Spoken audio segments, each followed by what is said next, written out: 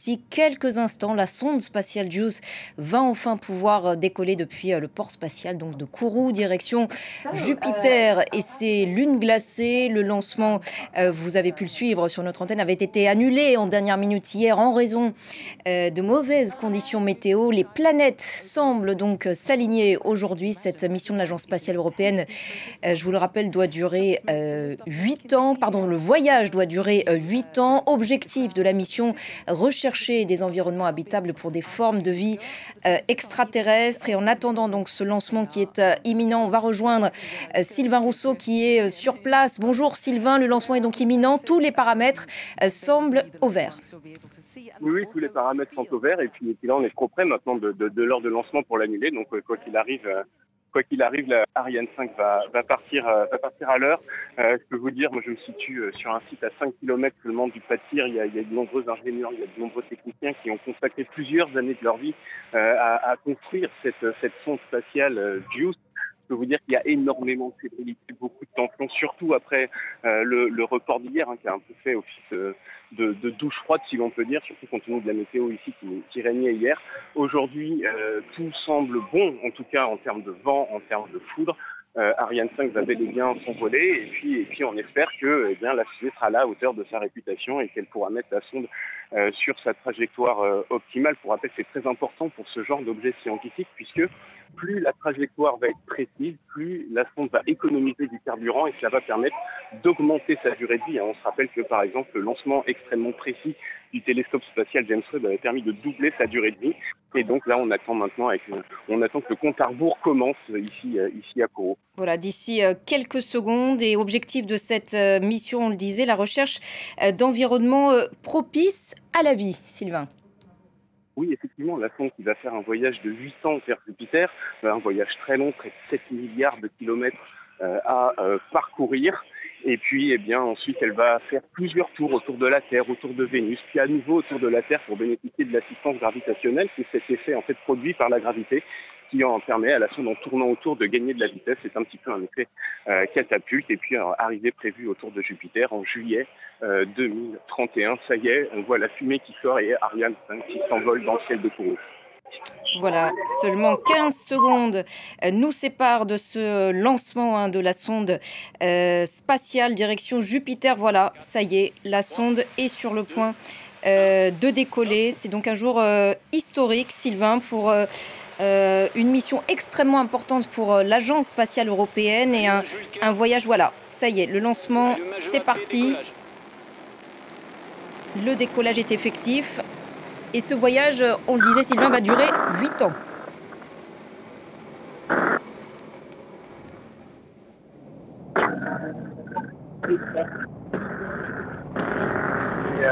Sylvain, est-ce que vous êtes toujours en ligne avec nous depuis Kourou? La propulsion est nominale. On a visiblement un petit problème de liaison avec notre envoyé spécial Sylvain Rousseau qui se trouve à Kourou, en Guyane française, mais également avec nous pour vivre ce moment historique. Jean-Baptiste Desbois, directeur général de la Cité de l'Espace de Toulouse. Merci beaucoup Jean-Baptiste Desbois d'être avec nous sur France 24. C'est effectivement un jour historique aujourd'hui. Oui, c'est un jour extrêmement important puisque la mission de JUICE est d'abord une très très belle mission. C'est en plus une mission totalement européenne. Et là, on peut être fier de cette Europe spatiale qui est une des grandes réussites de l'Europe. Et puis, voilà, on va être impatient, mais il faudra attendre un petit peu. Donc, vous l'avez dit, vos intervenants, à peu près 8 ans, le temps que la sonde arrive près de Jupiter et de ses satellites.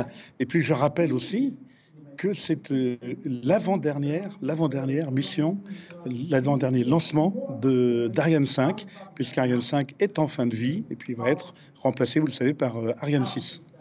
Ce voyage, vous l'avez rappelé, doit durer 8 ans. Quels seront ses principaux défis, ses principales difficultés ? C'est un voyage extrêmement compliqué. Même si Ariane 5 est une des plus grandes et des plus puissantes fusées existantes au monde, le trajet, on l'a dit, c'est 8 ans, un peu plus de 5 milliards de kilomètres à parcourir. C'est totalement énorme. Et il va falloir pour cela bénéficier de ce qu'on appelle la fronde gravitationnelle, c'est-à-dire cet effet de fronde. Vous savez, lorsque la sonde va se revenir près de la Terre et de la Lune, puis près de Vénus, elle va gagner en accélération et donc augmenter sa vitesse. Parce que sinon, il aurait fallu la doter de beaucoup plus de carburant et ça aurait été quasiment impossible de la lancer parce qu'il faut s'arracher à l'attraction terrestre qui, évidemment, fait que nous sommes debout sur Terre et ne nous envolons pas. Eh bien, pour s'envoler, il faut être beaucoup de puissance. Alors ça, c'est un des premiers défis. Le deuxième, c'est que la sonde, depuis la Terre jusqu'à son voyage vers Jupiter, va traverser, vous l'imaginez bien, des espaces, un espace extrêmement hostile.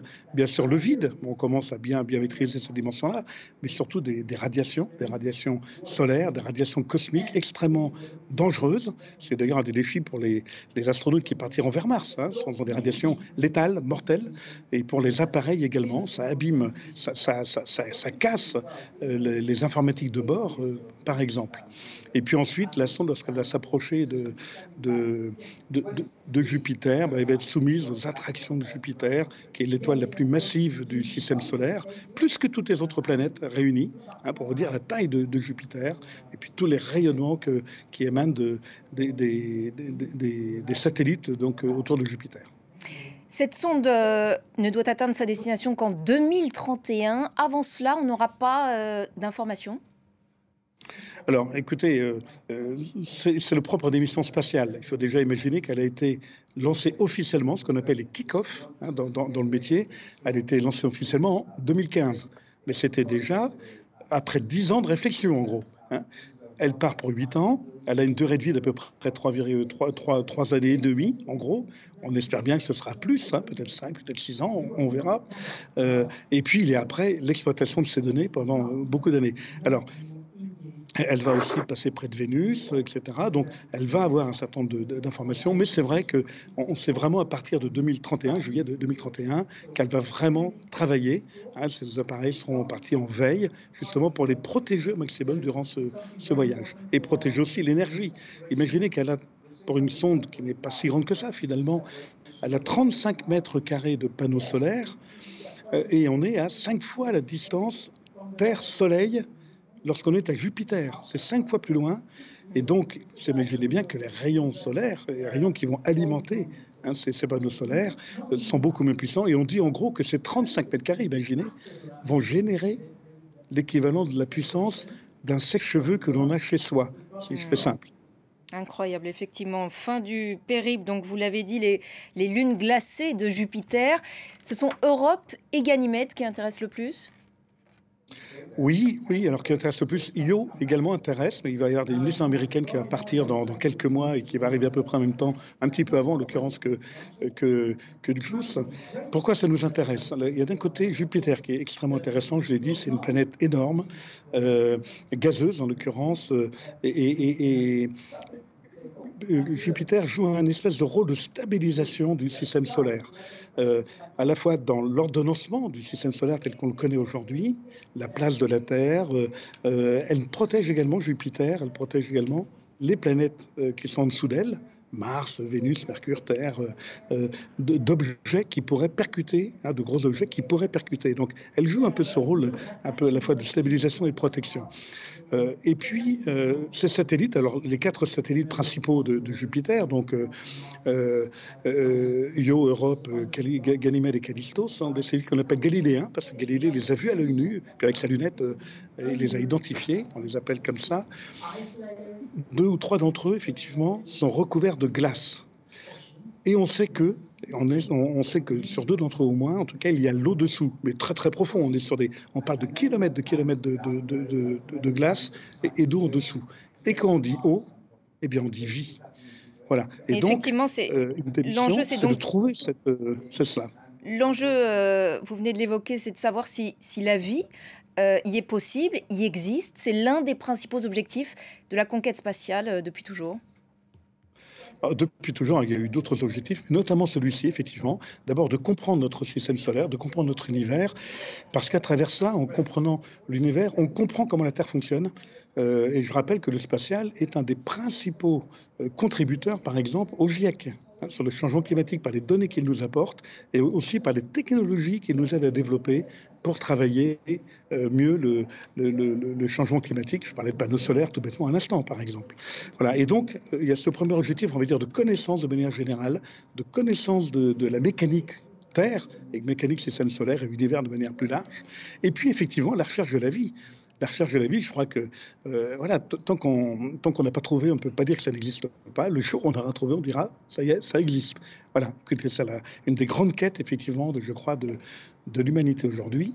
Pour autant, pour les spectateurs, n'imaginons pas qu'on va trouver des petits bonshommes gris, je ne sais quelle couleur, à la surface de Ganymède ou de Jupiter. C'est pas le sujet, mais ce sont des formes de vie primitives, des formes de vie, voilà, des briques élémentaires, comme on dit, mais ça sera une véritable révolution si on en trouve. C'est la quête qui est également sur Mars actuellement, avec Curiosity et Persévérance, dans lequel, je le rappelle, Curiosity, Persévérance sur Mars, mais également de JUICE, la France est extrêmement impliquée dans la recherche scientifique.